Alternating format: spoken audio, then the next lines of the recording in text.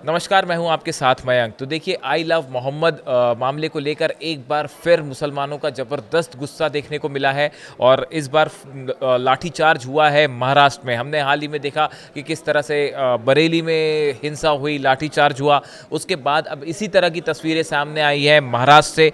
महाराष्ट्र के अहिल्यानगर में I love Mohammad के नाम पर कुछ लोगों ने सड़क पर एक रंगोली बनाई। ये विवाद कहाँ से शुरू हुआ, पहले मैं आपको वो बताऊँ। देखिए, सड़क पे रंगोली बनाई गई जिसमें आई लव मोहम्मद लिखा गया।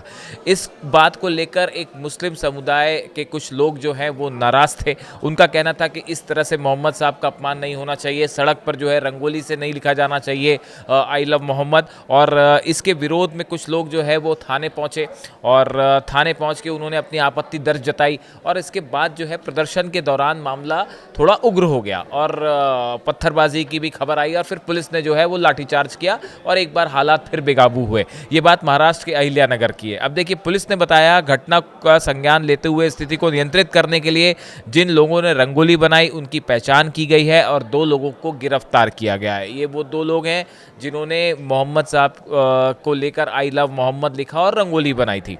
और भीड़ पर पुलिस ने यह भी बताया कि भीड़ पर काबू करने के लिए पुलिस को कुछ जगहों पर हल्का बल प्रयोग करना पड़ा है। पुलिस ने अब तक इस मामले में 30 लोगों को हिरासत में लिया है और भीड़ को काबू करने के लिए पुलिस को कई जगह जो है वो सुरक्षा के इंतजाम करने पड़े हैं। भारी मात्रा में जो है वो पुलिस फोर्स तैनात की गई है।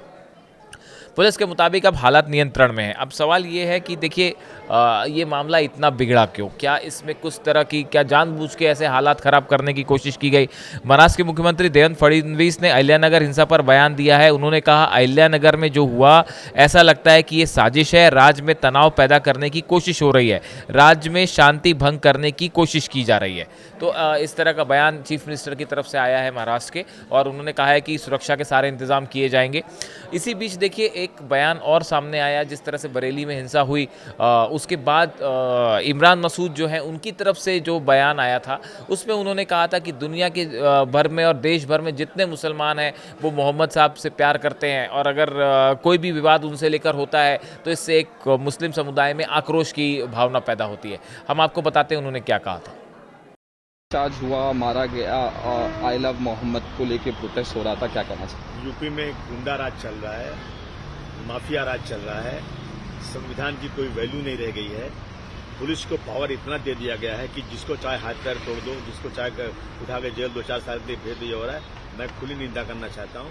और ये मामला यूपी से ही शुरू हुआ जब लोगों ने ईद मिलादुन नबी के ऊपर आई लव मोहम्मद लिखा। जो हर धर्म के लोग अपने अपने त्योहारों पर अपने अपने ईश्वर, अपने अपने भगवान, अपने देवी देवता, अपने पैगंबर इस्लाम सबके बारे में अच्छी बातें करते हैं कि हम इनके आई लव हिम, मैं इनके लिए इनकी पूजा करता हूँ, इनका बहुत सम्मान हो, क्या क्या चीजें लिखते हैं लोग। इसी तरह मुसलमानों ने लिख दिया, लेकिन वहां उनपे 25 लोगों पे FIR हो गया। तो ये पूरे देश में या पूरी दुनिया में बात फैल गई। इसकी वजह शुरू हुआ। मैं समझता हूँ कि पुलिस को अगर कोई चीज गैर कानूनी हो रही है तो पुलिस को उस पर नोटिस देना चाहिए, उस पर बुलाना चाहिए, बात करना चाहिए, केस करना चाहिए। लेकिन इस तरह से लाठीचार्ज करना, मैं समझता हूँ ये बर्बरता है, बहुत बड़ा नाइंसाफी है।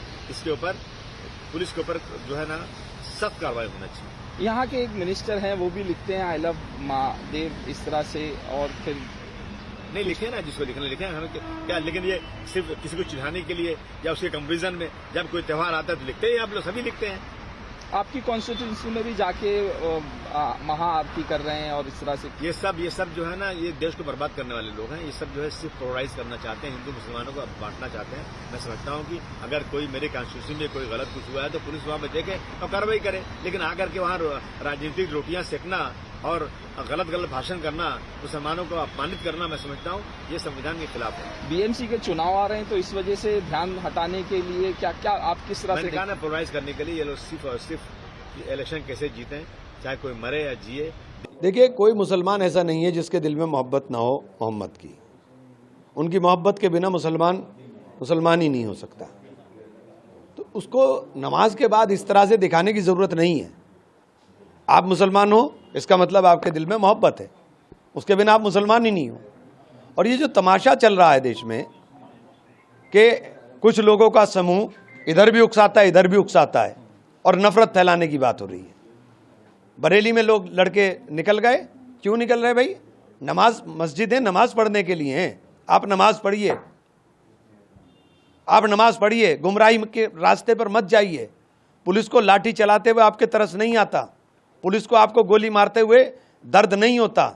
संभल में सीधे सीने पर गोली मारी थी। इस चीज़ को आप ध्यान में रखिए कि आपके लिए दर्द नहीं है, आपको इंसान नहीं समझा जा रहा। तो हमें इस बात को लिए मैं सभी उलेमा इकराम से भी दरख्वास्त करना चाहता हूँ कि ये जो साजिश के तहत एक काम हो रहा है, इसको रुकवाइए। ये काम ठीक नहीं है, किसी भी सूरत में ठीक नहीं है। मस्जिदें नमाज पढ़ने के लिए और नमाज पढ़ने के लिए रहनी चाहिए मस्जिद।